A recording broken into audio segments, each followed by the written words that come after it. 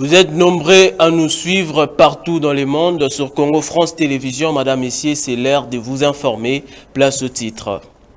Devant les parlements chinois, le chef de l'État a relevé l'importance du renforcement des partenariats entre la République démocratique du Congo et la Chine avant de rencontrer son homologue Xi Jinping. Et au Kasaï oriental, d'ici quelques mois, la crise des maïs pourrait s'amplifier. La population déplore cette situation. Fidèles téléspectateurs, bienvenue dans cette édition d'information. Le chef de l'État Félix-Antoine Tshisekedi Tshilombo a eu une séance de travail ce vendredi au Parlement chinois et vers les après-midi, le président de la République démocratique du Congo a rencontré son homologue Xi Jinping. Images et commentaires.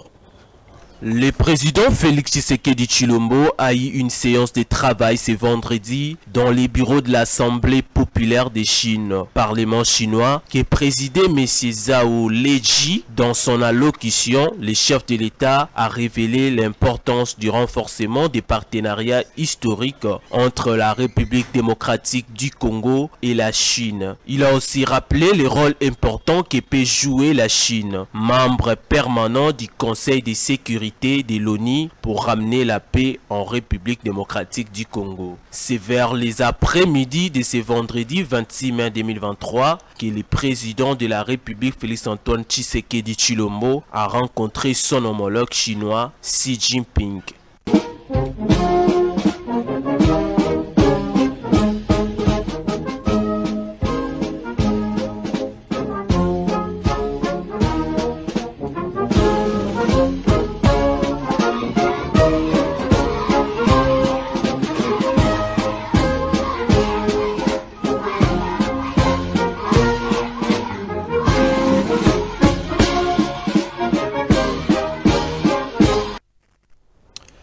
On va parler de la sécurité. La situation sécuritaire en République démocratique du Congo demeure drastique.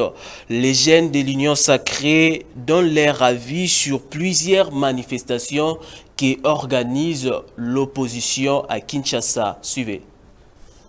Le désordre puisse se dérouler au niveau de la ville parce que cette marche a été bel et bien interdite au niveau de la ville. Pourquoi? Parce que nous savons bien ces derniers temps, il y a vraiment l'insécurité qui gangrène notre ville de Kinshasa. Vous verrez par exemple à Maluku ou à Ngaliema, là où moi j'habite plutôt, il y a vraiment des problèmes. Pour ce, l'autorité compétente a jugé bon de ne pas donner accès à cette marche. Malheureusement, dans ce pays, nous avons un problème. C'est le problème de la conscience politique. Or, l'opposition congolaise doit être consciente. Pourquoi? Parce que l'opposition, ce n'est pas le fait de s'opposer seulement à toute décision prise par les gouvernements. Il y a certaines choses que nous devons privilégier, la courtoisie ou la vie humaine, parce qu'il y a des casses, il y a des blessés, parfois il y aurait des morts aujourd'hui. Donc c'est là, ça va tomber dans la responsabilité de cette opposition qui ne comprend pas jusqu'alors la mode de la démocratie. Je crois que l'insécurité à l'Est n'a pas... D'abord l'insécurité à l'Est parce que c'est parmi les histoires qui gangrènent vraiment notre population de l'Est. Je peux dire que l'insécurité à l'Est a été déjà un peu calmée grâce à l'état de siège qui a découragé certains groupes armés et il y a déjà des forces des autres pays de l'EAC. D'ici là, il y aura aussi une autre force de la SADC qui fera son entrée ensemble avec nos forces de FARDC pour enfin régler cette situation. Par rapport à la situation qui se passe du côté du Grand Bandundu, j'espère que l'État vient déjà de décourager cette pratique et arrêter plusieurs assaillants qui continuaient à créer une grande insécurité dans cette partie du pays. En religion, les fidèles de l'église kimbanguiste ont célébré leur fête de Noël ce jeudi 25 mai à Kinshasa. L'ambiance était au zénith. Gédéon Agoloa et Christian Loleka.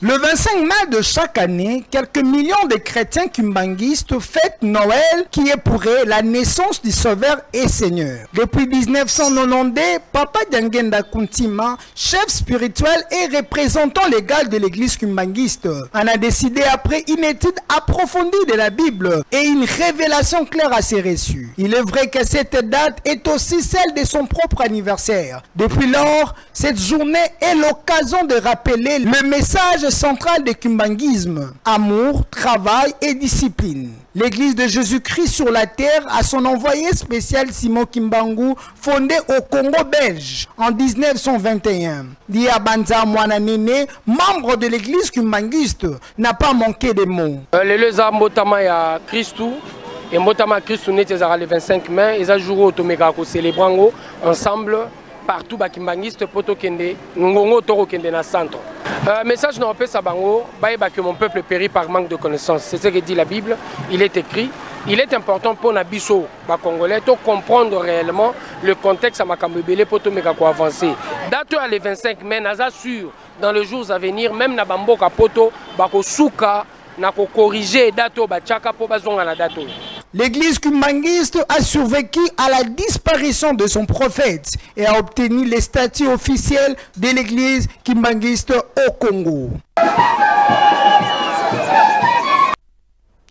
Quittant Kinshasa pour se rendre à Addis Abeba, 25 mai, cette date nous rappelle la création de l'organisation de l'unité africaine fondée en 1963 avant de devenir l'Union africaine en 2000.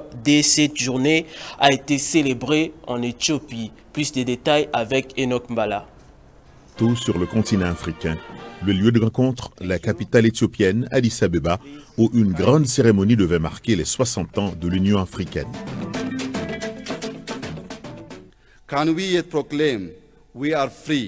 Pouvons-nous proclamer notre liberté alors que notre peuple est encore pris dans les raies de la pauvreté et que nos systèmes sont secoués par la corruption, l'incompétence et l'indifférence? Pouvons-nous encore revendiquer notre indépendance tout en cherchant au-delà de nous-mêmes et de nos frontières continentales la libération des défis auxquels nous sommes confrontés? Des défis, il n'en manque pas sur un continent miné par des conflits de toutes sortes, des problèmes de gouvernance, les effets néfastes du changement climatique, pour ne citer que cela. La coopération internationale demeure importante dans ce contexte, mais l'UA met en garde contre l'instrumentalisation alors que les grandes puissances veulent s'affirmer dans l'espace africain.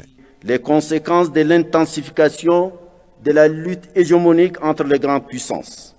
Dans ce contexte international d'affrontement des intérêts géopolitiques divergents, la volonté des uns et des autres menace de transformer l'Afrique en terrain de bataille géostratégique, recréant de ces faits une nouvelle version de la guerre froide, fort préjudiciable à l'efficacité du multilatéralisme dont dépend la paix et la sécurité mondiale. Moussa Faki Mahamat a salué les succès de l'OUA, mais aussi ses facteurs négatifs, surtout au niveau de la gouvernance. Même message du côté de l'actuel président de l'organisation régionale. Se multiplient ces dernières années les conflits inter- et intra-africains, mais aussi le terrorisme perdure. Et par conséquent, la paix, la sécurité, la démocratie et le développement de notre continent sont menacés dans plusieurs de nos contrées. Un 60e anniversaire qui offre néanmoins l'occasion de vanter la grande capacité de résilience d'un continent faisant face à des difficultés de tous ordres. On va parler de l'éducation. Les universités dans la République démocratique du Congo jouent-elles un rôle pour le développement du pays? Une question que les recteurs de l'université canadienne au Congo nous donnent les éclaircissements dans ces reportages signés Gédéon Agoloa. Sur les socles qui constituent la formation et la recherche, l'université place au cœur de ses missions la diffusion de la culture scientifique et technique et participant de son ouverture vers la ville et le monde socio-économique, le transfert des technologies et la valorisation. Mais au Congo, ce n'est pas le cas. Les étudiants sortent licenciés, gradués, mais en réalité ne le sont pas, sont incapables de défendre leurs titres académiques. Le professeur Dan Kouba n'a pas manqué de nous éclairer à ces sujets. Je suis professeur docteur Dan Kouba et recteur de l'Université canadienne au Congo. D'emblée, il faut savoir que l'université a 3 rôles.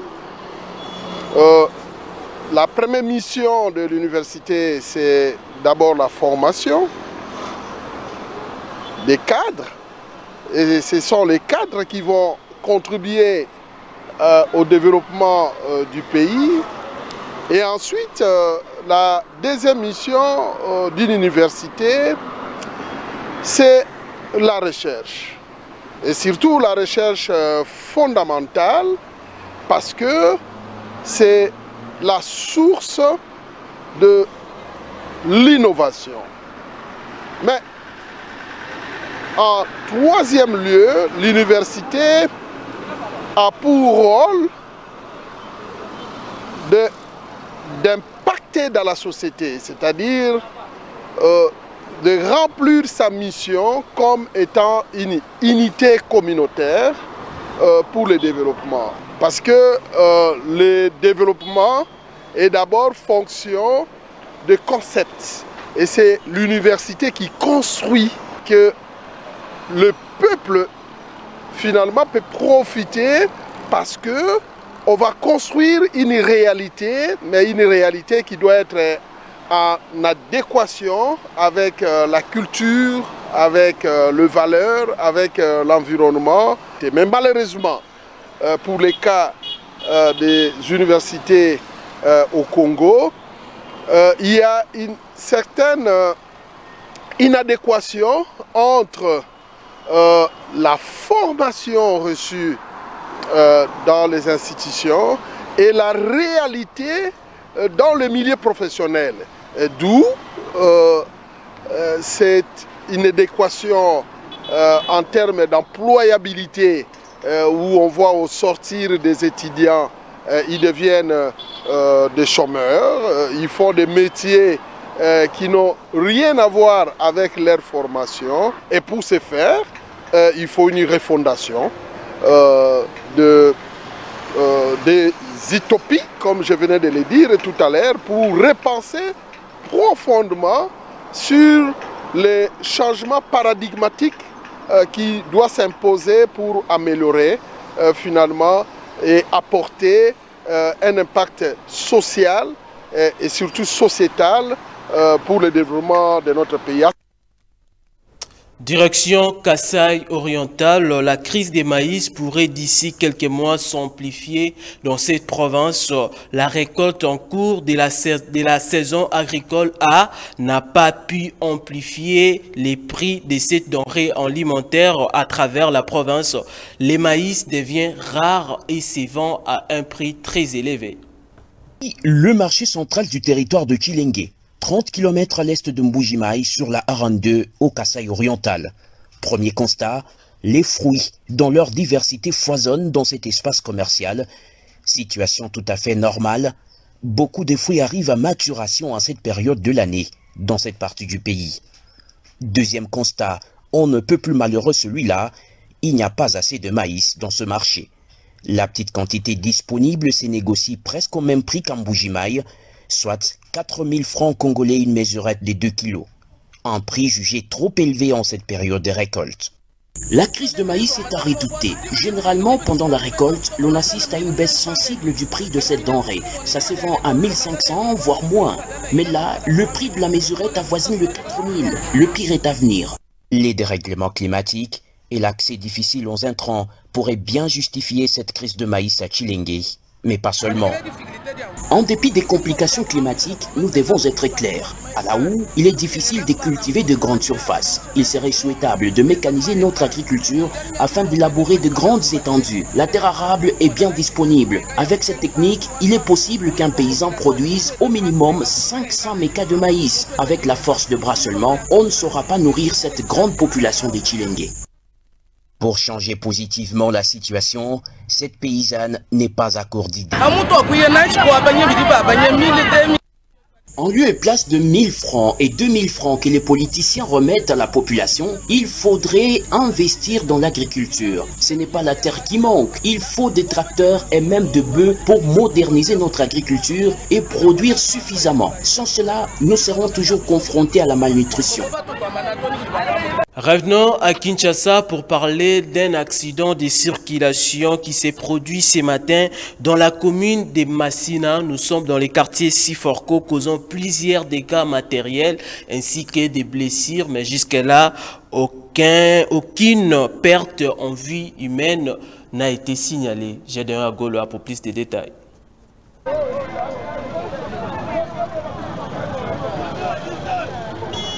Vers 7h30, un accident a eu lieu dans la commune de Massina Siforko. Plusieurs personnes ont été blessées après une collision entre 3 véhicules. Un corbillard en provenance du garage roulait de vive allure, qui par sa vitesse s'est cogné avec une Jeep et une moto à 3 pneus, communément appelée moto Gizi. Ce corbillard s'est renversé à cause du mauvais état de la route et un boulevard tellement étroit. La première victime est une femme de 62 ans, revenue du deuil. La seconde grièvement blessée et tas d'autres cas sont tous allés à l'hôpital de proximité. Nous demandons aux chauffeurs de bien contrôler l'intensité de leur vitesse et au boulevard pour éviter des cas de mort et de blessés.